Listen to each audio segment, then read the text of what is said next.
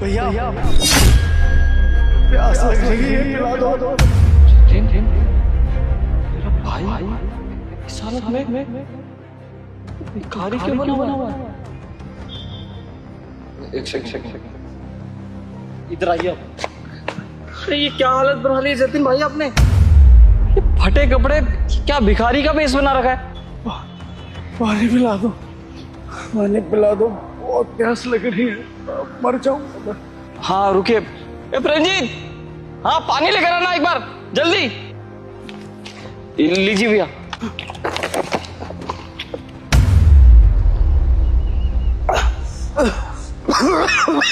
अरे अरे अरे आराम से भैया, भैया आराम से। धन्यवाद, भगवान आपका भला करे। अरे कहाँ जा रहे हैं आप भैया? इतने दिनों बाद मिले हो आप मुझे और बिना कुछ बताए जा रहे हो। ये क्या हालत बना रखी है आपने? भिखारी क्यों बने हुए हो आप? देखिए, आपने हमें पानी पिला दिया, बहुत अच्छी बात है, लेकिन आप ऐसे बात मत कीजिए।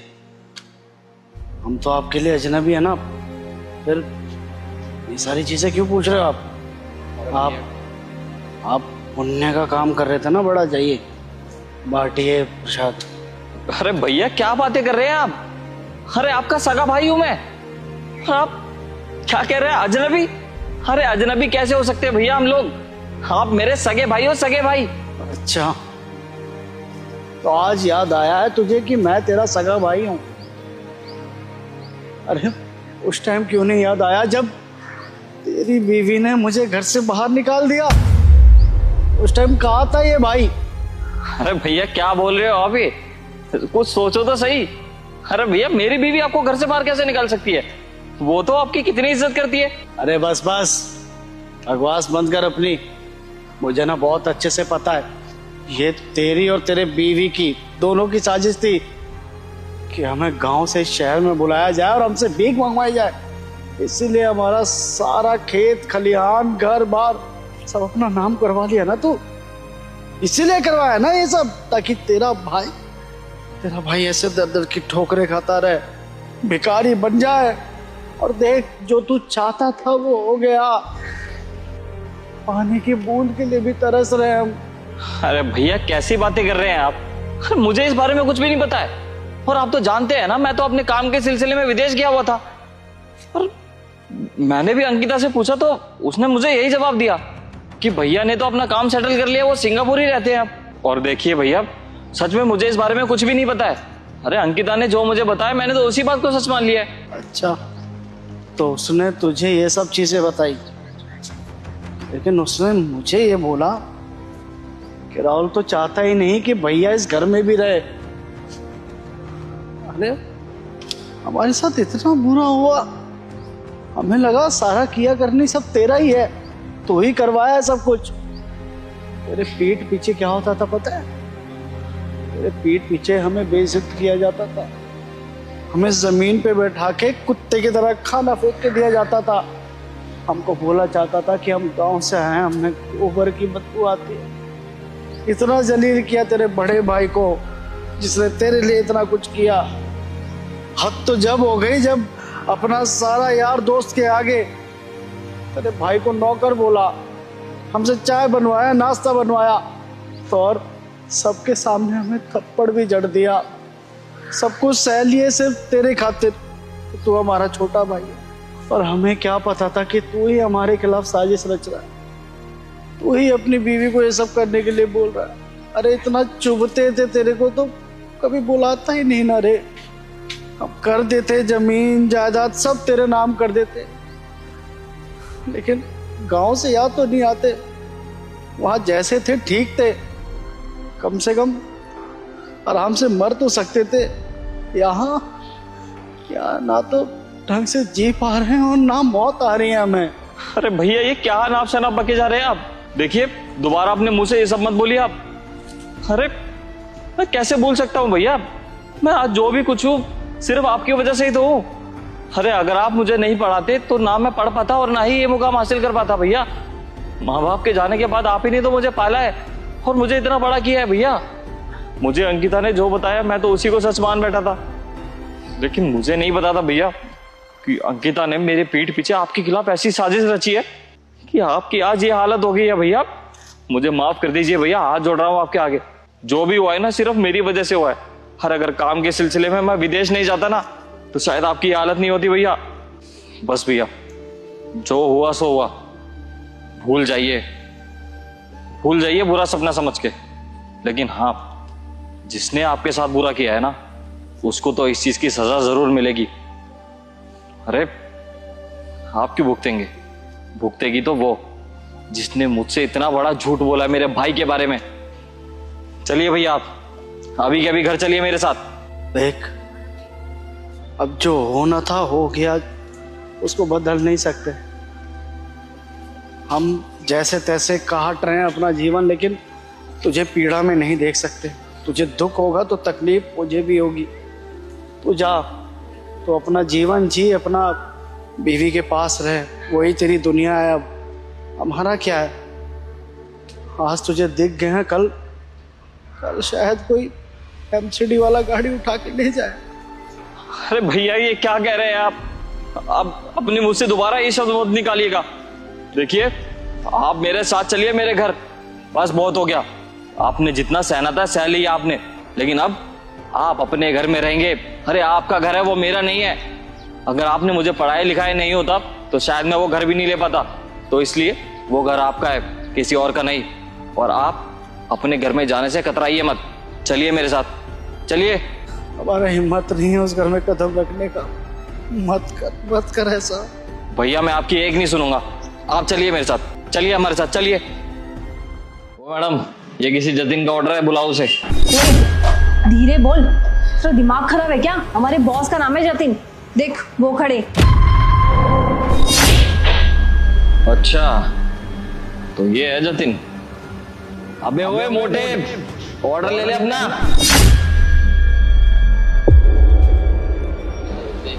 मैं करता हूँ। अबे सुना ही नहीं दिया तुझे? बहरा है क्या?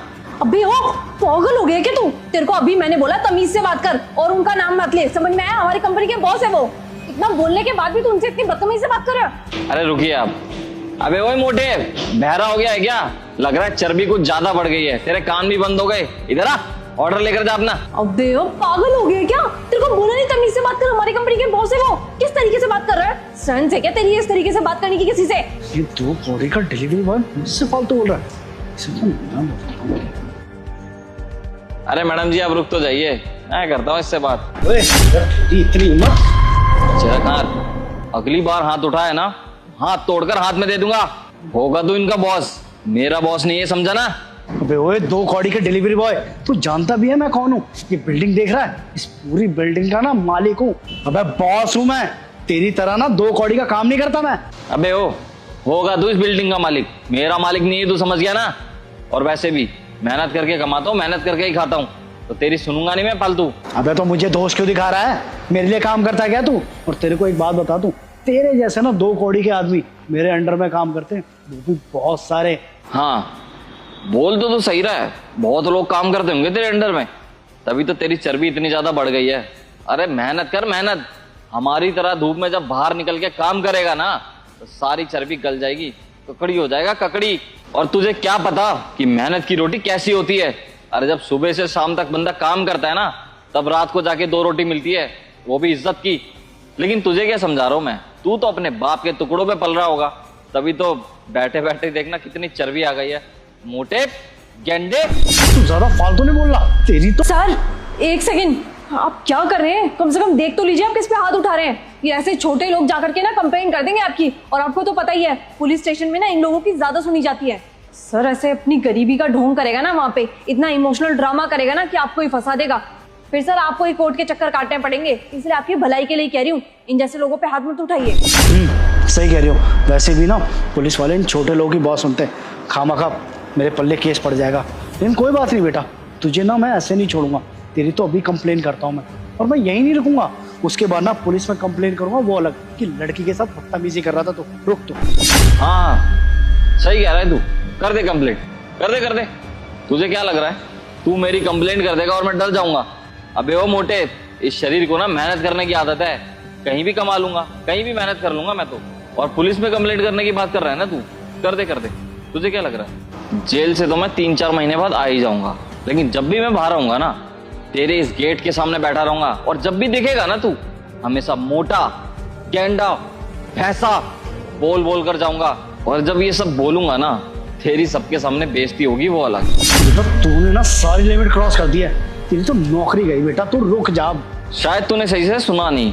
अभी मैंने बोला कि मैं मेहनत की खाता हूँ और मेहनत का ही कमाता हूँ, लेकिन तू अपनी सोच, मुझे तो नौकरी कहीं भी मिल जाएगी। जब तेरे घर वाले तेरे को धक्के मार के बाहर निकाल देंगे ना, तब क्या ठूसेगा तू? अबे ओ, तेरा दिमाग खराब हो गया है क्या? सर पे चढ़ा जा रहा है। अगर सर तेरे को कुछ भी नहीं कह रहे तो इसका मतलब ये तू फायदा उठाएगा उस चीज का।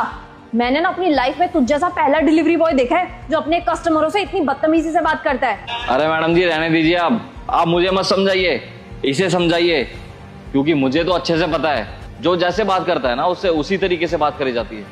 इसने मेरे से बदतमीजी से बात की थी, तो मैं भी इससे बदतमीजी से ही बात करूंगा।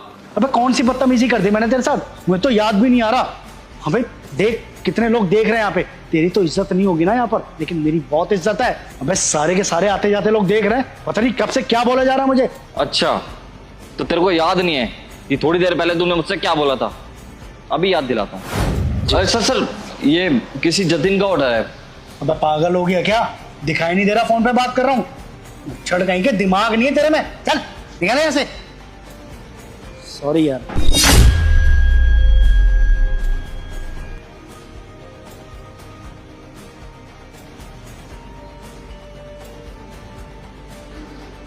इतनी देर से बिजी जा रहा है यार फोन, पता नहीं यार किसका ऑर्डर है।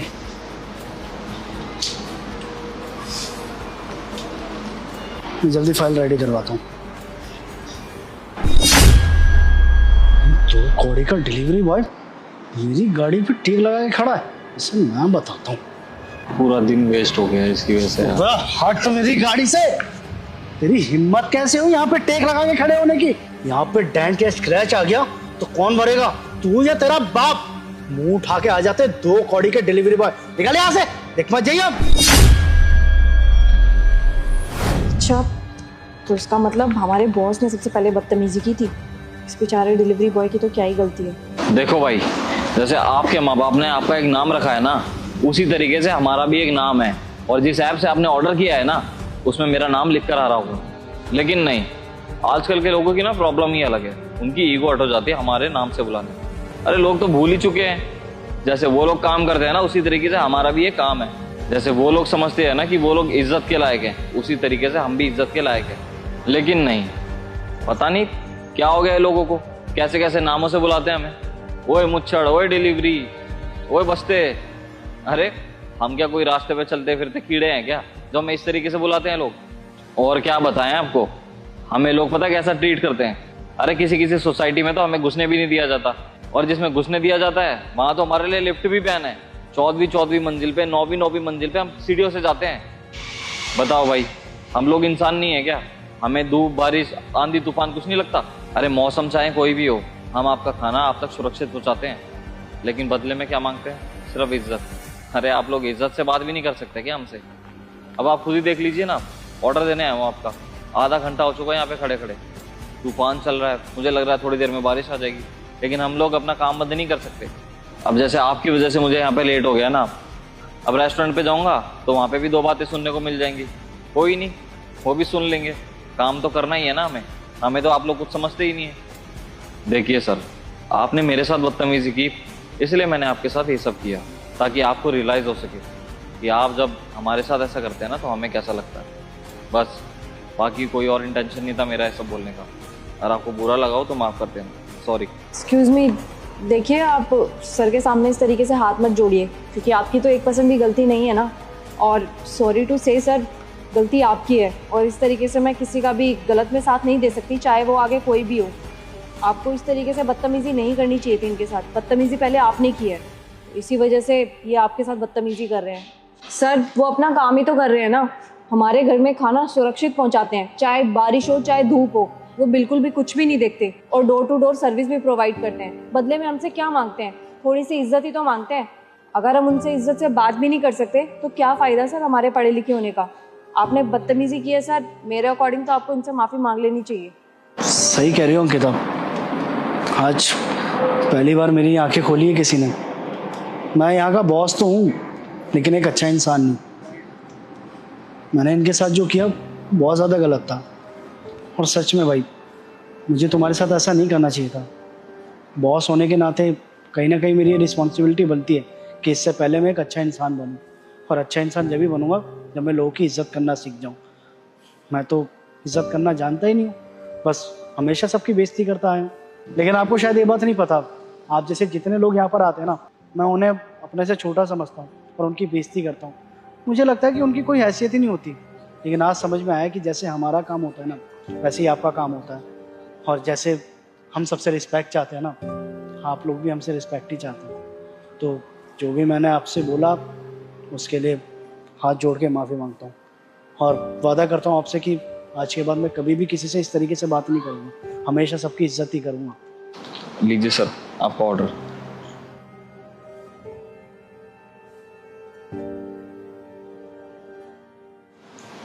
Thank you sir. Thank you ma'am. Have a good day. चलता हूँ।